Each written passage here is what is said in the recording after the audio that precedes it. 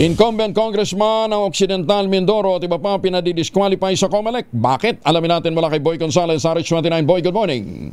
Naghain ng disqualification complaint sa COMELEC ang apat na katao laban kina incumbent Occidental Mindoro, Lone District Congressman Odi Tariela, 2 provincial board members, 1 mayor, 1 vice mayor at 2 konsyehal.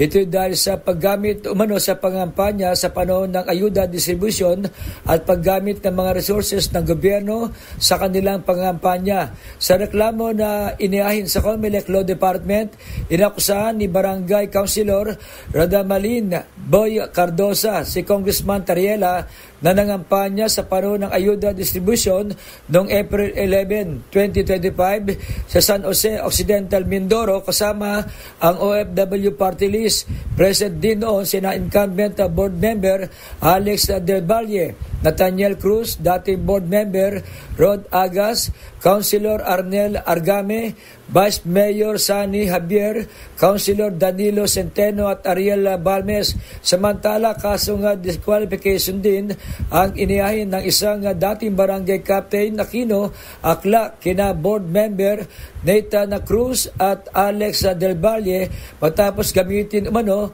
ang government vehicle sa isang motorcade bago ang proclamation rally sa bayan ng San Jose Occidental Mindoro. Nagain din ng disqualification complaint sa COMELEC si Akla laban kay San Jose Mayor Ray Ladaga matapos mamahagi umano ng kasagip sa mga senior citizen. Isinampa naman ng isang Rolly Yayen ang disqualification complaint laban kay incumbent Vice Mayor Sani Javier matapos magbigay ng brand new tricycle sa isang raffle draw noong April 26 habang nagsasagawa ng Toda Night sa bayan ng San Jose. Ito si Boy Gonzales para sa DZRH, una sa Pilipinas, una sa Pilipino.